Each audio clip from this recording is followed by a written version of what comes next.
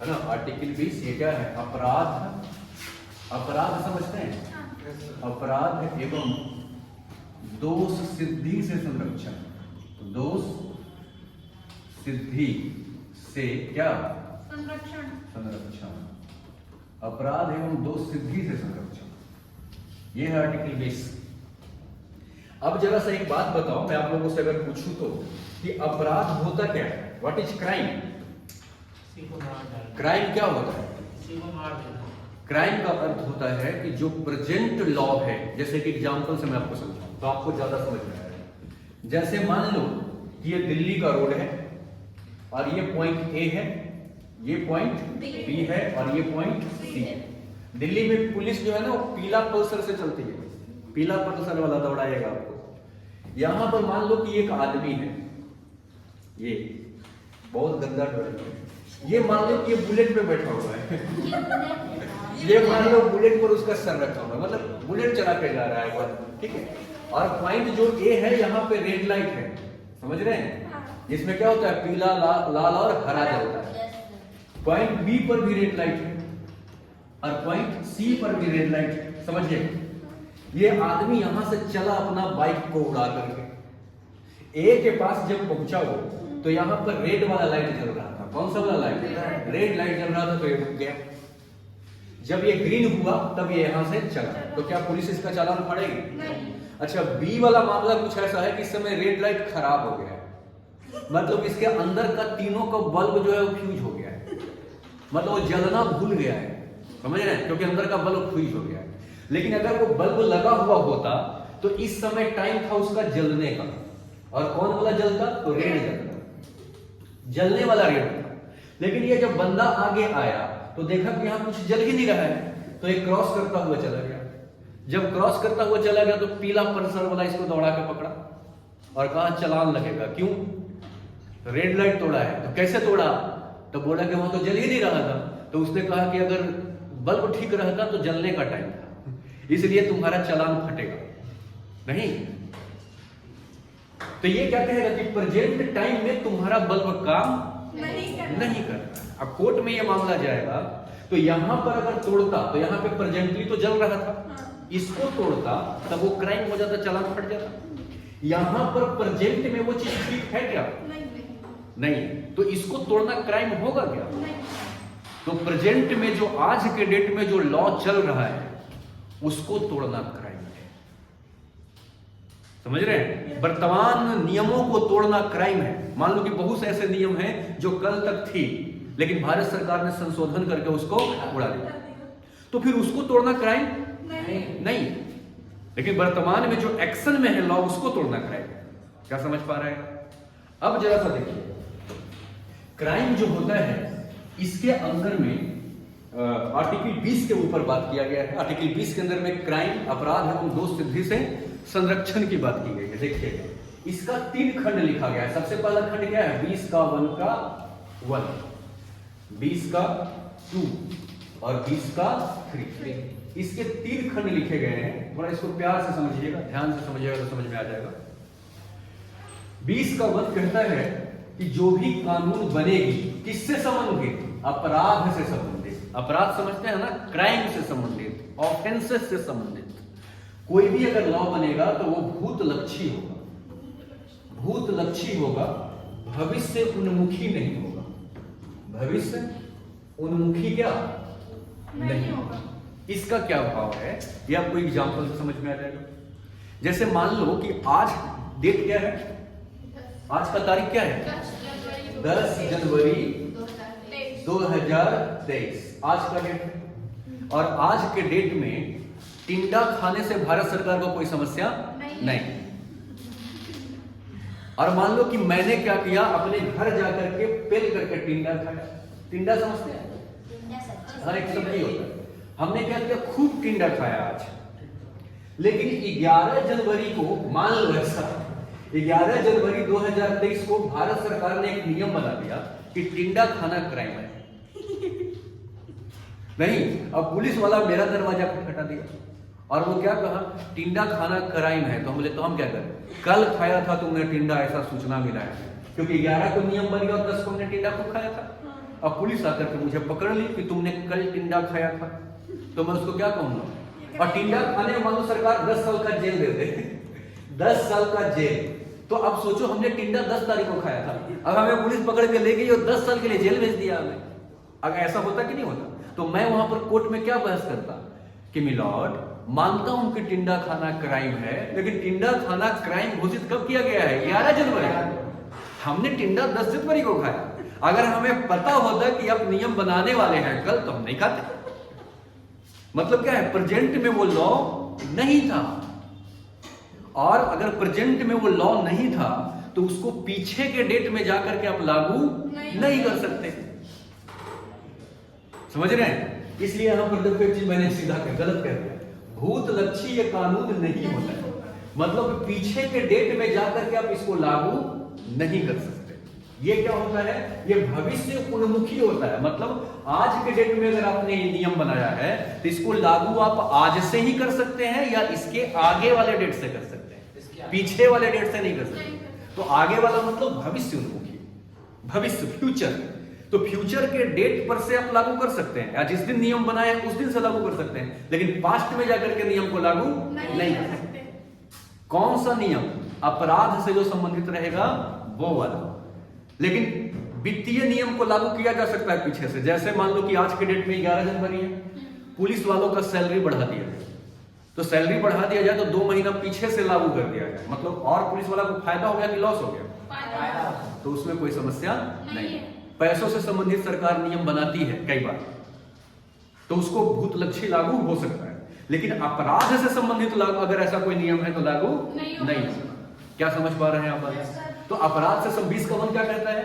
अपराध से संबंधित जो भी संसद नियम बनाएगी, सजा उजा का प्रावधान करेगी अपराध से संबंधित, उसको पीछे के डेट में ले जाकर के लागू नहीं किया जा सकता, उसको आगे के डेट में ही लागू किया जा सकता है। अब जैसे मान लो कि मैं हरिद्वार घूमने जा रहा हूं और मेरा एक चिंटू है 7 साल का, मान लो। अब वो चिंटू को क्या ले जा रहा था हरिद्वार, लेकिन आज के डेट में नियम यह है कि 9 साल से ऊपर के बच्चा टिकट लेगा। तो मेरा चिंटू तो 7 ही साल का है, तो हम चिंटू को फ्री लेकर चले गए। नहीं, अब 4 दिन बाद हमारे घर चालान आ गया कि तुम अपने बच्चे को फ्री ले गए थे, चालान भरो। क्यों भाई? क्योंकि सरकार ने नियम बना दिया कि 6 वर्ष से कम उम्र का बच्चा टिकट मिलेगा। तो अरे भैया, तो जिस दिन तुम बनाया था नियम, उस दिन तो ये नियम नहीं था ना, तो हमने कैसे तोड़ दिया? क्राइम नहीं। इसलिए अपराध से संबंधित जितने भी नियम सरकार बनाएगी उसको लागू कैसे किया जाएगा? आगे की तिथियों में, पीछे की तिथियों में नहीं। इसीलिए 20 का वन कहता है। तो बताओ, ये आपको ज्यादा सजा पाने से 20 का वन बचा रहा है कि सजा दिलवा रहा है? बचा। यानी आज के डेट में कोई गलत काम किए हैं और अगर वो आज के डेट में वो नियम नहीं है तो उसको तोड़ना क्राइम नहीं कहलाएगा। इसीलिए हमने एक उदाहरण दिया आपको, वर्तमान नियमों को तोड़ना क्राइम होता है, प्रेजेंट में जो लॉ है उसको तोड़ना क्राइम है। अब कल क्या बनेगी उसको तोड़ना क्राइम नहीं। हमने खा लिया टिंडा, नहीं समझ रहे? तो ये 20 का वन है, समझ गए क्या? 20 के 2 को समझिए। 20 के 2 का मतलब है एक अपराध के लिए, मान लो आपने कोई अपराध किया, एक अपराध के लिए नहीं, जितना तय किया गया है तय सजा ही आपको मिलेगा। जैसे मान लो कि किसी के घर में घुस करके चोरी करना क्राइम है और उसके लिए मान लो सरकार 90 दिन का सजा आपको देती है कोर्ट, तो अगर आपने चोरी किया है तो आपको सजा कितना मिलेगा? 90 दिन का। जितना क्राइम किए हो, संविधान में जितना सजा का प्रावधान है उतना ही मिलेगा, उससे ज्यादा नहीं मिल सकता। मतलब एक अपराध के लिए एक सजा, एक अपराध के लिए एक से ज्यादा सजा नहीं दिया जा सकता। समझ रहे हैं? ये 20 का 2 कहता है। लेकिन इसके कुछ अपवाद हैं। कई बार एक अपराध के लिए एक से ज्यादा सजा मिल जाता है। अपराध 20 का 2 क्या कहता है? एक अपराध के लिए एक ही सजा।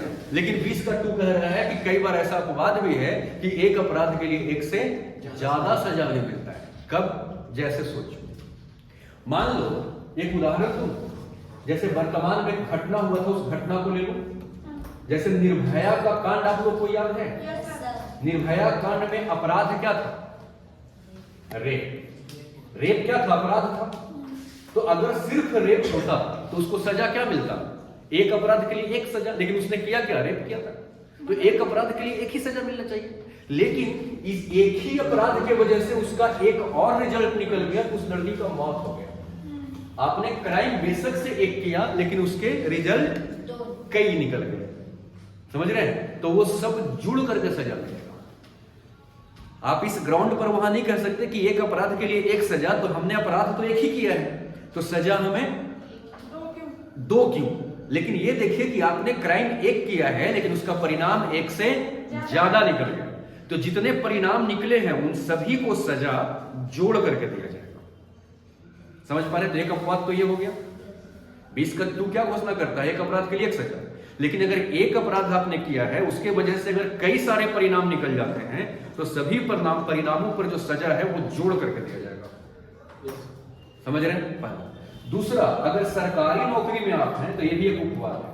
कोई आप ऐसा अपराध कर देते हैं तो आपके ऊपर दो सजा लग जाएगी। एक तो डिपार्टमेंट सजा देगा, आपको नौकरी से सस्पेंड करेगा अलग, आम जनता बन जाएगी, उसके बाद कोर्ट जो सजा प्रावधान है वो देगी अलग। इसीलिए आप देखते होंगे कि सरकारी नौकरी वाले को ज्यादा डर है। समझ रहे हैं? अगर सरकारी नौकरी वाला कोई जबरदस्ती कर रहा है, वीडियो बना के कोर्ट में पेश करो, उस आदमी के साथ डबल लॉस है। एक तो डिपार्टमेंट इंक्वायरी करेगी और दूसरा कोर्ट जो चलाएगी सो चलाएगी। अपराध तो एक ही है, लेकिन उसके लिए सजा एक तो डिपार्टमेंट देती है और दूसरा कोर्ट भी देगी। समझ रहे हैं? इसे सरकारी नौकरी में है तो इसके लिए थोड़ी दोहरी सजा हो जाती है। समझ में आ रहा है? तो ये कुछ इसके अपवाद है। समझ गए? 20 के 3 में क्या है कि किसी भी व्यक्ति को अपने खिलाफ, यानी स्वयं के खिलाफ समझते हैं? हाँ, खुद के खिलाफ, स्वयं के खिलाफ गवाही देने के लिए बाध्य नहीं किया जा सकता। गवाही देने के लिए बाध्य नहीं किया जा सकता। इसका मतलब क्या है? जैसे बाय मान लो कि किसी व्यक्ति ने कोई ऐसा अपराध किया, समझ रहे हैं, और पुलिस चाहती है कि इसको मार मार करके उगलवाए कि बोल तुमने किया है कि नहीं किया है, बोल तुमने किया है कि नहीं। तो किसी भी व्यक्ति को मार करके आप जबरदस्ती बाध्य नहीं कर सकते कि तुम अपने खिलाफ दो। इसके पीछे तर्क क्या है? क्योंकि पुलिस लोग क्या करता है, जबरदस्ती मार पीट करके निर्दोष से भी उगलवा लेता है। जैसे एक आपने मूवी देखा होगा दिलवाले, अजय देवगन का। तो अजय देवगन के अंदर भी स्टोरी आप देखेंगे तो क्या देखेंगे कि अजय देवगन रवीना टंडन से प्यार करता है, और अजय देवगन से दूसरी लड़की प्यार करती है, कौन? ज्योति। अजय देवगन के कैरेक्टर का नाम है अरुण, रवीना टंडन के कैरेक्टर का नाम है सपना। नहीं तो अरुण जो है वो सपना से प्यार करता है और ज्योति जो है वो अरुण से प्यार करता है, और ज्योति किसी भी कीमत पर अरुण को पाने के लिए परेशान। समझ रहे हैं? लेकिन सपना जो है, सपना को अरुण पाने के लिए परेशान, और सपना का मामा ठाकुर नहीं, तो मामा ठाकुर ने ज्योति को कहा कि तुम अरुण को पाना चाहती हो, हाँ, तो तुम उसके घर पे आ जाओ। उसके घर पे बुला लेते हैं, किसके घर पर? अरुण के घर पर, और ज्योति को मार देते हैं। ज्योति के पेट में तलवार डाल, तो मौत किसके घर पर? अरुण के घर पर। तो अरुण फंस गया। अब पुलिस उसको दे डंडा मार के कबूल करा रहा है, बोल तुमने ज्योति का खून किया है, बोल तुमने ज्योति का खून किया है। वो नहीं मानता है तो उसके मम्मी को बुला के फिर उसके मम्मी को मारता है, उसको दिखा के। तब वो एक्सेप्ट कर लेता है कि हाँ हमने खून किया है। तो देखो, एक निर्दोष व्यक्ति एक्सेप्ट कर लिया कि नहीं कर लिया? क्यों कर लिया? क्योंकि वहां पर पुलिस जबरदस्ती कर रही थी। इसलिए 20 का 3 मना करता है कि किसी भी व्यक्ति को उसी के खिलाफ गवाही देने के लिए आप उसको बाध्य, उसको फोर्स नहीं कर सकते। अब इसी का रिजल्ट क्या जाएगा कि अगर बाय द वे मानो कि कोई ऐसा अपराध हुआ है, आपने सच में अपराध किया है, और अगर आपका डीएनए टेस्ट हो जाए तो पता चल जाएगा कि तुम ही ने किया है, तो आप डीएनए टेस्ट करवाने के लिए अपना बाल देने से भी मना कर सकते हो। तुम कह दोगे कि हम नहीं देंगे, जाओ। क्यों? क्योंकि 20 का 3 आपको ये राइट देता है कि आप मना कर सकते हैं। सच में अगर आपने अपराध किया है, सच में अपराध किया है, इसके बाद भी अगर आप मना करना चाहो तो आप मना कर सकते हो। आप कह सकते हो कि हम अपने खिलाफ गवाही नहीं देंगे। क्यों? ऐसा क्यों? इसलिए कि पुलिस टीम है आपके पास, इन्वेस्टिगेशन टीम है आपके पास, सब कुछ है आपके पास, तो आप इन्वेस्टिगेशन कराइए। हम अपने खिलाफ गवाही नहीं देंगे। तो पुलिस अगर आपके खिलाफ कुछ भी मांगे या कोर्ट भी अगर मांगे तो आप उसको देने से मना कर सकते हैं। ऐसा राइट आपको कौन देता है? आर्टिकल 20 का 3 देता है। और ऐसा इसलिए बनाया गया है कि किसी व्यक्ति के साथ कोई जबरदस्ती कबूल ना कराए। तो ये आपको बचाने के लिए तीनों राइट है कि नहीं? तो ये आर्टिकल क्या है? 20 है। जागृति समझ रही हो? तो आर्टिकल 20 का ये भाव है। ठीक।